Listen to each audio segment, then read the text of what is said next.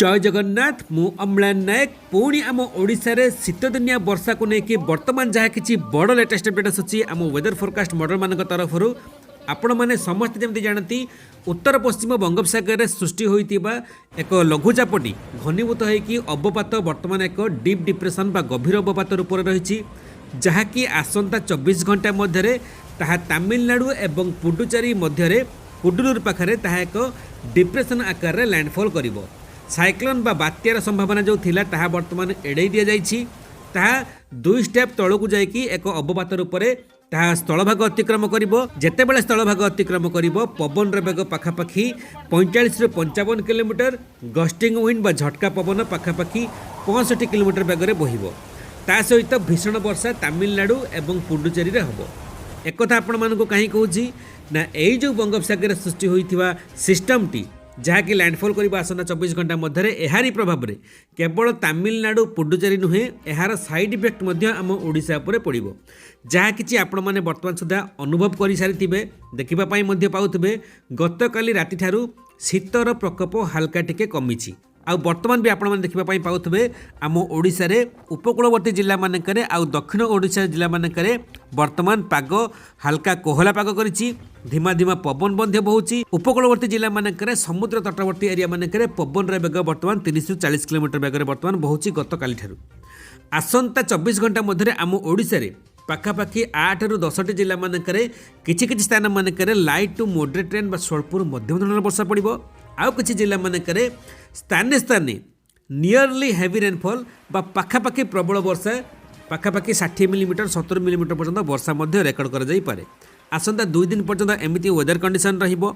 जानिके रखंतु को जिला मानकरे वर्षार प्रकोप अधिक रहिबो, को जिला मानकरे आज ठारे वर्षा आरंभ हेबो, को जिला मानकरे दिनर तापमात्रा कमिबो आउ रातिर तापमात्रा वृद्धि पाइबो। ता माने जेहेतु शीत दिनिया वर्षा दिन बेला टिके वर्षा पाग कले ठंडार प्रकोप हल्का टिके वृद्धि पाइबो, किंतु राति बेला ठंडार प्रकोप टिके कमिबो। कारण आकाश जेहेतु बादल मड़ेकी रहिबो रातिर तापमात्रा दिन ठारू टिके अधिक मध्य रहिबो। जानिके रखंतु प्रथमे कि को जिला मानकरे एई जो सिस्टम बंगोपसागर सृष्टि होईछि एहार प्रभाव रे आम ओडिशा रे को जिला मानकरे वर्षार संभावना रहिछि।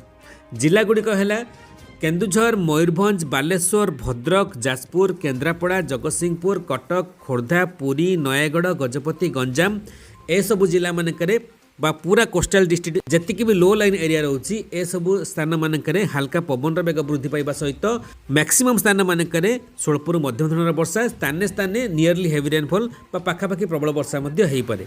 गजपति, गंजाम, पुरी ए सबु जिला मानकरे आउ आपणकर बालेश्वर, भद्रक, केन्द्रापड़ा यही जो 6ଟି ରୁ 7ଟି जिला रहिला इनक्लूडिंग आपणकर जाजपुर हो किंबा मयूरभंज हो ए सब जिला मानकरे पाग मेघुआ आसंता 2 दिन पर्यंत रहिबो। धीमा धीमा पवन बेग वृद्धि पाइबो तटवर्ती एरिया मानकरे ता सहित स्थाने स्थाने किछि समय पई टिके अधिक वर्षा मध्य हेई पारे। से पई आपण माने निहाती अलर्ट रहिबे कारण जेहेतु धान अमलर समय जदि अधिक वर्षा हुए ताहले अमल होबाक थिबा फसल क्षयक्षति हो पारे। से पई आपण माने निहाती सतर्क सचेतन रहतु। अमल होबाक थिबा किंबा अमल हेई सारिथिबा धान फसल को आपण माने सुरक्षित स्थान रे रखंतु, घोड़े के रखंतु जहा द्वारा अदिनिया वर्षा रे जेमिति फसल हानि न हुए। आपण मानक एरिया मानकरे वर्तमान पाग केमिति रहिछि निहाती गोटे कमेंट रे लिखंतु। वीडियोटी को जेकोनसी एरिया जो माने भी देखुथुबे समस्त जानि परिबे कि ए अदिनिया वर्षा आम ओडिसा रे को जिला मानकरे होउछि किबा हबार संभावना रहिछि। वीडियो भल लागथिले बहु मात्रा रे समस्त पाखक शेयर करंतु कारण आपण मानकर आम मानकर गोटे वीडियो शेयर निश्चित कहार ना कहार फसल को सुरक्षा दे पारे, निश्चित कहार ना कहार को सचेतन करि पारे। से पई बहु मात्रा रे वीडियोटी को शेयर करबा सहित छोटिया लाइक वीडियो को ता पई भूलिबेनी। जय जगन्नाथ, वंदे मातरम।